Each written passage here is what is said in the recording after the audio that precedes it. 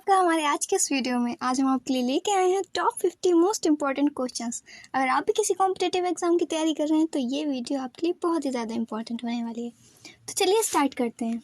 हमारा पहला क्वेश्चन है, मौर्य साम्राज्य में समाहर्ता पद किस कार्य से जुड़ा था? तो हमारा राइट आंसर हो जाएगा वित्त एवं कर वसूली से। तक्षशिला विश्वविद्यालय किस विषय के लिए प्रसिद्ध था? तो ये राजनीति और राज्यशास्त्र के लिए प्रसिद्ध था। गुप्त कला में कुमारा मात्य किसे कहा जाता था? तो ये शाही दरबार का उच्च अधिकारी को कहा जाता था। हमारा नेक्स्ट क्वेश्चन है, दिल्ली सल्तनत में इक्तदारी प्रथा किसने शुरू की? तो ये प्रथा इल्तुमिश ने शुरू की थी। अकबर के दरबार का मुंशी क्या कार्य करता था? तो ये शाही पत्र व्यवहार का काम किया करता था। गुप्त काल को स्वर्ण युग क्यों कहा जाता है? तो इसको साहित्य एवं विज्ञान की उन्नति के कारण, विदेश व्यापार की प्रगति के कारण, कला और राजनीतिक स्थिरता के कारण, यानी उपरोक्त सभी हमारा राइट आंसर हो जाएगा। करो या मरो नारा किस आंदोलन में दिया गया? तो ये जो है भारत छोड़ो आंदोलन में दिया गया था। ठीक है, बढ़ते हैं अपने नेक्स्ट क्वेश्चन की तरफ। कैबिनेट मिशन योजना 1946 का उद्देश्य था? तो इसका उद्देश्य था संविधान सभा का गठन करना। आज़ाद हिंद फौज की स्थापना सबसे पहले किसने की थी?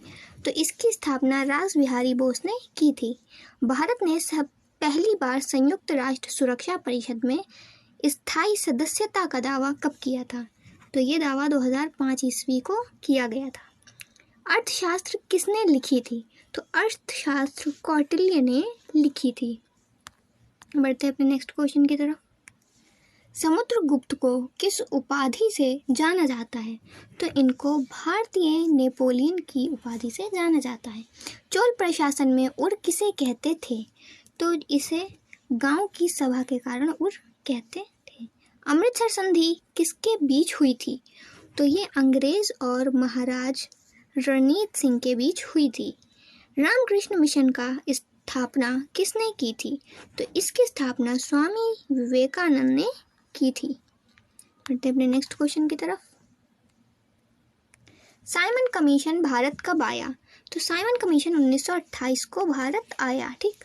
पृथ्वीराज चौहान किस युद्ध में मोहम्मद गौरी से पराजित हुए? तो ये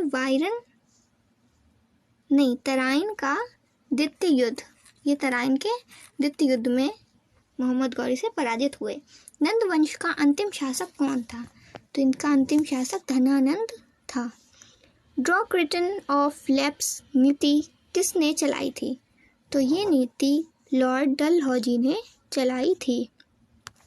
बढ़ते अपने नेक्स्ट क्वेश्चन की तरफ। परमानेंट सेटलमेंट किस गवर्नर जनरल ने लागू किया था? तो ये लॉर्ड कॉर्नवालिस ने लागू किया था। बांग्लादेश किस वर्ष अस्तित्व में आया? तो हमारा राइट आंसर हो जाएगा 1971 में ये अस्तित्व में आया। वेदों की ओर लौटो किसका नारा था? तो ये नारा दयानंद सरस्वती जी का था। भारतीय पुनर्जागरण का जनक किसे कहा जाता है? तो ये राजा राम मोहन राय को कहा जाता है। बढ़ते अपने नेक्स्ट क्वेश्चन की तरफ। वर्नाक्यूलर प्रेस एक्ट कब लागू हुआ था? तो ये 1878 को लागू हुआ था। अकबरनामा किसने लिखा था? देखिए, अकबरनामा अबुल फजल ने लिखा था। बौद्ध धर्म की चौथी बुद्ध संगीति कहाँ हुई थी? तो ये संगीति कुंडलवन में हुई थी। इल्तुमिश किस वंश का शासक था? तो इल्तुमिश गुलाम वंश का शासक था। बढ़ते हैं नेक्स्ट क्वेश्चन की तरफ। भारत में मुस्लिम लीग की स्थापना कब हुई थी? तो मुस्लिम लीग की स्थापना 1906। जैन धर्म के 23वें तीर्थक का नाम क्या था? तो इनके 23वें तीर्थक का नाम था पार्श्वनाथ। रेगुलेटिंग एक्ट भारत में कब पारित हुआ था? तो ये भारत में 1773 ईस्वी को पारित हुआ था।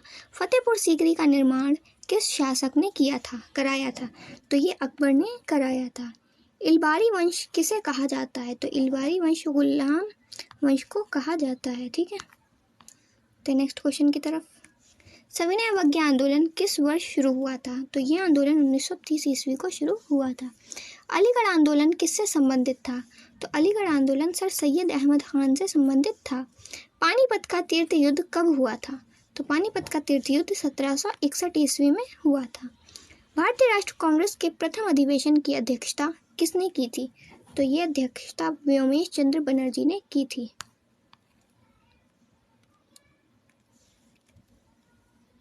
कॉम्प्रिहेंसिव टेस्ट एक्ट किस वर्ष से संबंधित था? तो ये चर्च ऑफ इंग्लैंड से संबंधित था। लॉर्ड रिपन को किस सुधार के लिए जाना जाता है? तो इनको